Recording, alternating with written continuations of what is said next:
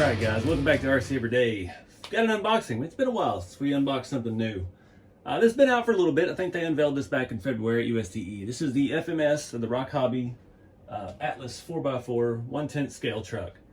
And I know everybody's got mixed feelings about FMS because I love their little trucks, but they're all the same basically. They're the same chassis and they all perform well for what they are, but I'm just not into the little stuff. I want stuff that fits in my garage here, that fits with all my other rigs. So I kind of quit doing stuff with FMS for a while, waiting to see what their 1/10 stuff was. So we've got one here today. I'm excited to get the blue one. I think the blue looks the best. The yellow and the red. Red's not bad. Not doing any stickers on it. It looks mean, just black and blue. I'm digging it though. Right out of the box, FMS packaging is ridiculously good. That inside of the cardboard, the giant styrofoam thing, I'll show you. Giant styrofoam transport box with a case on it. I know Jeremy at Big Squid uses one of these cases for their 6-scale rig to bring all of his stuff to events, all his controllers and all the tablecloths and all the stuff for the booths. Durable little cases, great way to transport your rigs. That's my biggest issue with going to all these events. Rigs rattling loose, and that holds everything. It's form-fitted. Pretty cool. So definitely handy to have. So first look, I think the size is right. This is a proper 1/10 scale looking truck. The body is on par with SCX-10 size bodies and things like that. Not sure about changing them out. You know, this isn't still not quite like an SCX-10 chassis or an Element chassis or something like that. It's pretty much modified for this body. The body is hinged, the bed is bolted to it. Everything's kind of made to the chassis. And that's just how FMS works. They really look into fitting things to their chassis pretty well. But the body being hinged means easy access to battery trays, electronics, things like that. So we're going to take a good walkthrough of it, and I think I'm going to try to, I don't have anywhere good to crawl it, and I think this is going to be a pretty decent crawler. So I think I'm going to try to take it to the White Oak Off-Road Park, or it's their city park in White Oak, Texas, and they actually have a crawler course. And I know a couple months ago they actually did some changes to it. Since the last time I've been there, I think I went there when I unboxed the Gen 9 from Red Cat. So we're going to do some actual crawl testing with it and see how this thing really does. I'm curious to see how the power is, how the axles and stuff hold up. Everything so far looks good, but we're going to take a deep dive into it now. So we've got the Power Wagon look. Of course, it's not branded or anything because that cost a lot of money. So working headlights. It does not have tail lights. Does not have blinkers like the smaller trucks do or anything like that. So a little bit bare bones in that department. It does look like it has some light buckets here in the bumper. Yeah, there's a socket in there. Everything is plastic, but it's, I mean, I'm using all of my force on that. It feels pretty stout. The fenders as well have a lot of rubberization to them, is that a word? Body is Lexan. I was surprised. I thought it was a hard body. But it's got a lot of details on it. We got wipers, mirrors, snorkel, the fenders, the grill, and the whole bed is all that plastic as well. All right, so let's talk a little tech. It's a 13¼ inch wheelbase, so it's not your normal size there, which might lend itself to being used for other things. Look at the tires. Get my tape measure out. Tires are 4.75, pretty beefy. They are beadlock. It is all plastic wheel. It's a neat design. I put this one on. It comes unassembled out of the box, along with your fire extinguishers you can mount. We might have to paint those up and add some detail. But yeah, it is a beadlock wheel. That's pretty cool. It's a good looking tire. Lots of grip. Not super soft. You don't have to worry about it flat spotting. I like the stacks. You got mufflers down here, and then you got these stacks with the heat shields. It's kind of cool. That's one thing I didn't like about the little one that they did at this, the 18th scale, is it was such a short wheelbase and it looked a little funky to me. And I just don't like the little stuff. That's just my personal preference. So I like the chassis. So we got a steel C-channel frame. You can see here in the back, it actually has a step up here. The shocks front and rear mount to the chassis rail instead of up higher with a shock mount. We have a pretty scale amount of flex. It's not hindered by that whatsoever, and it doesn't set up too high. I like the proportions of it. The bed has a big tray in here. You could throw scale stuff. It's a little springy. I want to say the shocks are oil filled, but I don't know that for a fact, and I'm not going to tear into a shock and find out. I don't want to mess it up if it is oil filled and it's sealed. Lots of little details though. Even the mirrors have chrome in them, or reflective. The windows are see-through, but it does have stickers over them to tint them, but it has trim attached to that. Installation on them and stuff, it looks pretty good. There's a little air bubble there, but it's not bad at all. Let's flip around the other side, see what we see. Got door handles. I think the trucks were originally like that, but that could catch stuff on the trail and yank it off, but it's not a big deal. Got a little snorkel. The body feels fairly thick for Lexan, and the body is bolted to the fenders and everything, so when you open it up, it does tilt forward. It all just comes with it. You don't have to fight that. Chrome headlight, and the lights on the headlight, I've already powered it up once to film a reel with it. The lights on the headlight are yellow. They're not stark white LEDs. They're period looking, dim. They're not super bright. So that's a nice little touch. What else? We got diamond plate here on the bumper. There's diamond plate all over the bed. And then it actually does feel like metal, honestly. I'm not 100% sure on that. Huh. Those might break off on the trail. So the roll bar and stuff is pretty flexible. You can see there it's got a little give to it. The body does stick up a little bit higher than the roll bar. Make sure it's snapped down all the way. I'm digging it. It's got tail lights on the rear. No lights in them, but it is a bucket for lights. Not sure what kind of hitch situation that is. Maybe for like a pintle hitch or something. Chain hooks in there. I'm digging it. I like the look of it. Let's take a look at the bottom before we open it up. So this truck only costs $250. It does not come with a battery. It does not have the extensive light and blinker setup that most of the smaller FMS trucks have. And it's got a lot of good things you need though, like it actually has metal links. These are pretty solid, beefy looking things. Drive shafts look decent. They are plastic, metal ends. The shocks, like I said, we don't know about them. We'll see how it performs. They look good and it feels pretty good. It's got a 4-link in the rear and a 4-link in the front with a panhard also. So you got an extra link up there to keep things stable. There's a panhard and your steering link. Front drag link is curved to fit around the pumpkin. The axle design is the same as their 18th scale stuff, but it's 10 scale. It's bigger. It's beefier. I don't know about ball bearings. I don't know about the inside of it.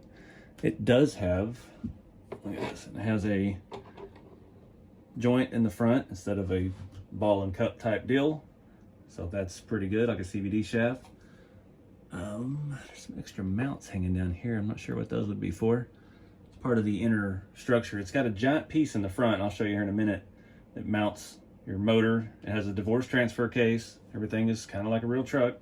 Skid plate is nice and tucked in low. It is plastic as well. Metal frame rails like we mentioned. It looks like a pretty well thought out design. And they didn't just copy paste their 18th scale and blow it up.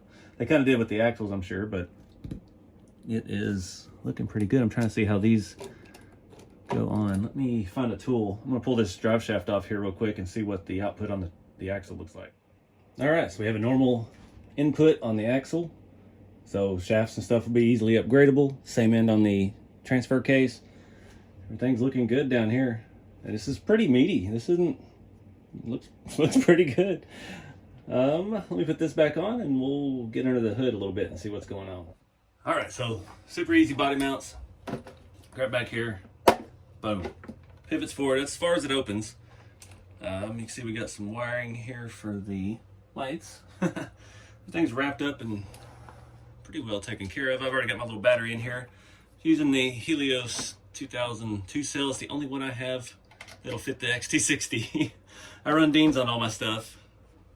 That's the only one I had that would work. It should be plenty enough. The receiver is up here. It's got a 4-channel. Where's our 3rd channel for? I guess we have a switch for lights. That's what it looks like, or it's just powered off of it. It's probably not. Well, we can try it. Haven't messed with that yet. Servo in the front. Full-size 540 motor. 35 turn it looks like. ESC back here. Let me flip it around the other side. All right, got the body propped up with a little FMS flag so we can actually get in here a little better and look around. It's got this big cover. It covers the driveline and the transfer case. I haven't really got a good look at what kind of transfer case that is. Motor and battery, both under the hood. Small transmission, this is probably a little planetary unit. It's got a little angle to it. Don't know what the torque specs are on the servo. Figure we'll find that out first. And it doesn't have any label on it on the bottom. I flipped through the instructions. I didn't really see anything about that. Okay, the transfer case is kind of a cool looking little unit. There it is. Hey, little fella. Has a regular dog bone from the motor, from the transmission to the transfer case. It's got a full parts diagram. So we've got a 1040 ESC, 40 watt, 40 amp, whatever 40 is. Handle a 2-3 cell LiPo, 5 to 9 nickel metal, 6 volt BEC, 2 amp. And I already did switch it over to LiPo mode. It comes out of the box in nickel metal. The battery is made to sit up here. I didn't see any straps unless they're buried in the styrofoam. It does have slits here for straps. I don't know. Got plenty of wire to go with this. I'll probably flip it that way, tuck it up out of the way. I do need to go put this battery on a charger because decided I am going to the off-road park tomorrow to test this thing out. So, got the battery charging. Let's talk about the remote. Kind of standard issue FMS, takes 4 AA. Again, this kit does not come with batteries for the truck. Most of the little FMS 1/18 scales all come with a little LiPo. This one does not. It only costs $250 on the FMS website. I've seen it for $260 on other hobby sites. Basic controller, you got your digital trim adjustment, reverse, on-off switch, and yeah, throttle, steering. Channel 3 is 3-position, so it'd be good for a winch. Channel 4, off and on, would be good for lights. 4 AA batteries. Truck is LiPo capable. FMS doesn't ever have, you know, like brand name radios and stuff, but it works. It feels decent. Able to thumb steer, at least I am. I got long thumbs. And does everything it needs to do. So, purely opinion, I think it's a dang good looking truck. I like the long wheelbase, I like the tire size, I like the fenders. I'm not upset it's Lexan because one, the paint looks actually really good, and it has the full plastic fenders, so many extra details. It has a lot of room for customization. I don't know yet what I'm going to do, if I'm going to paint it and do anything like that with it. But the main thing here is I'm trying to see if FMS has made a comparable 1/10 scale crawler to the stuff that's on the market, the Elements, the Axials, the things like that. How is this going to hold up? Is this going to be to that level? And I was afraid it wasn't going to be, but so far everything looks great. Metal links, decent looking shocks, good tire, good wheel, bead locks, a good body. It's got a good mix of scale and budget, I guess we'll say. So again, their MSRP is around $250, and so far it's a win, but we'll get it out on the rocks and test it out. So let's go.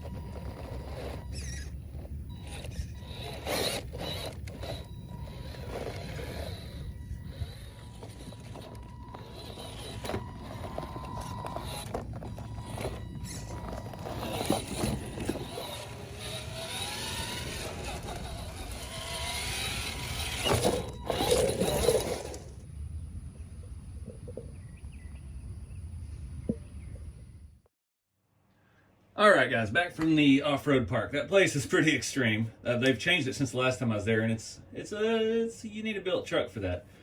I got two issues with this thing. It did great, as best as it could on that stuff was pretty extreme, but one issue is it's just a little bouncy. The springs, the shocks, being as scale looking as they are, mounted to the chassis, doesn't really give you the flex you need for serious crawling.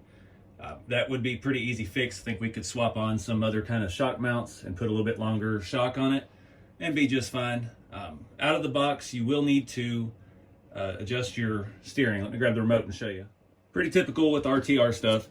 Your steering direction plus and minus. I was only getting like 1/8 of a turn, so just plus that till you get the steering as far as you like.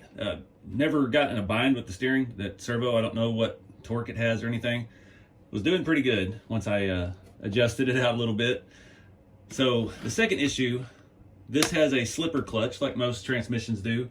Typically, like you think SCX10 transmissions back in the day, you had your spur and your pinion gear, and you had a spring on your spur gear, and you just crank it down.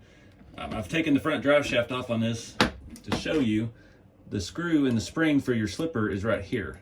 So I'm going to try to do that with some pliers and crank this down without having to remove anything and take it all the way apart. You could easily pull this tray off. It looks like it's only 6 screws, and it'd be a little bit easier to get to from the top.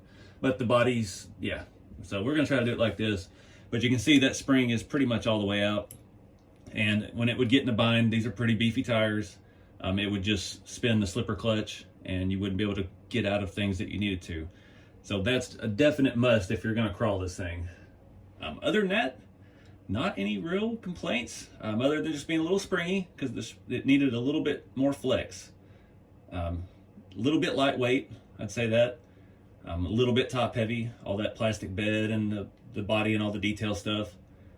Battery and stuff, motor are both over the front axle. A little bit of tuning, I think we can make something really cool out of this. So I'm going to crank this screw down here, this nut down, and we'll see how that affects things. All right, so I did have to go ahead and pull that off. I just couldn't get enough leverage. You see how high up it is in the chassis. 6 screws, 3 per side. Pulled that whole cover just off to the side.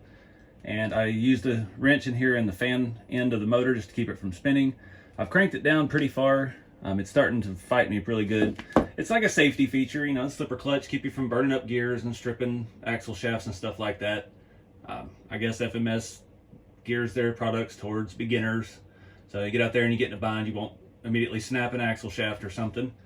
But that track, again, that course was pretty extreme for a truck like this. So definitely needed to be able to get a little more oomph for it, a little more grunt through the gears. Also, the transfer case here has 4 outputs. In case you want to rearrange your layout, you might be able to flip it around and do different things with it. But it's kind of a unique design.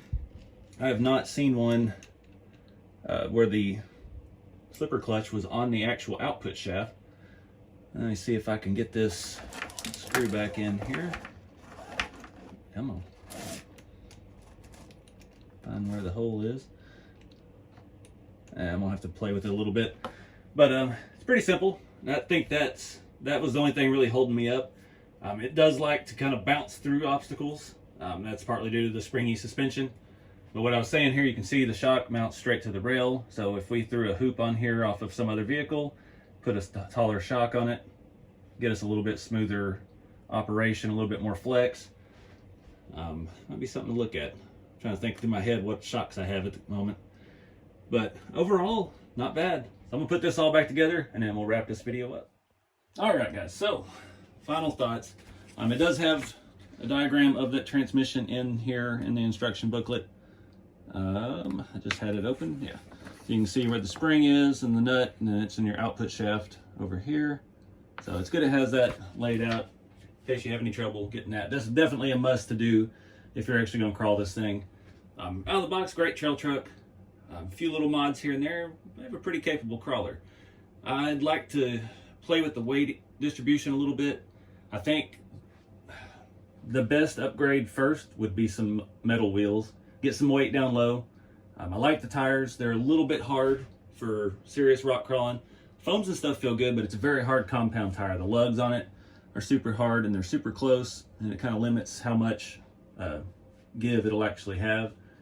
but I'm digging it. I rolled it a few times. All these mirrors and door handles and stuff held up well, the stacks. See, I scratched some chrome off on the other side.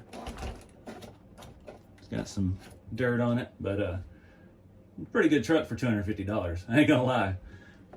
So I'm thinking, I don't know yet about paint and patina. I really like that blue with the black. I don't know why, but definitely thinking some suspension mods, some heavier wheels, and give it another go now that we've cranked down that slipper clutch. So another thing it might benefit from, it's a little bit fast. I was running on the small 2-cell, and it was kind of jumpy, especially in reverse. Not a lot of throttle control in reverse. So I don't know. And if you look at it from this perspective, most people buy like an SCX10, and a lot of people do not like those electronics. So you're in that 550 plus whatever ESC motor servo you like. You could be anywhere from $100 to $300 more. Start with something like this, 250 bucks.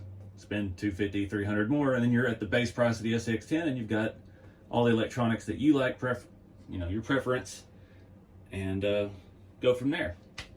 So there's two schools of thought. I know everybody's got their brands they love and they've grown up with and things like that. But FMS has made a very valiant effort here in the 10th scale arena, and I don't think the price point can really be beat. The closest thing on the market, I think, is like the Element, the entry-level Element trucks. And I know they are very nice trucks. I've driven them with Jeremy at Big Squid. He's got pretty much everything Element makes. But this is definitely a contender for the entry-level crawler. Just needs a little tinkering. But that's my honest review, guys. I like it. We're going to play with it and do some stuff with it. I like the wheelbase. I like the proportions. I had some people, everybody was still upset about the mash again, being 1/10 scale. And I know that. It's basically the same chassis, but that body was so big and just slightly elongated, and it wasn't 10 scale. That body was like 8.5 scale. But this is a smaller, in real life, this is a bigger truck, and it's on the same wheelbase, same chassis. So it fits with the other crawler as well. And that's what I mean when I say that they got the sizing right on this one, is it's just proportionally, it fits with the other trucks. It'll fit with your SCX10s. It'll fit with your Elements. It'll fit with your Traxxas stuff. It's a beefy sized crawler truck. So take it for what it is. That's just my 2 cents. I'm just here to show you the facts, and you can make up your decision for yourself. So I'm gonna wrap it up, guys. Let's get out there and do something fun with the hobby. Keep it scale, and I'll see you next time.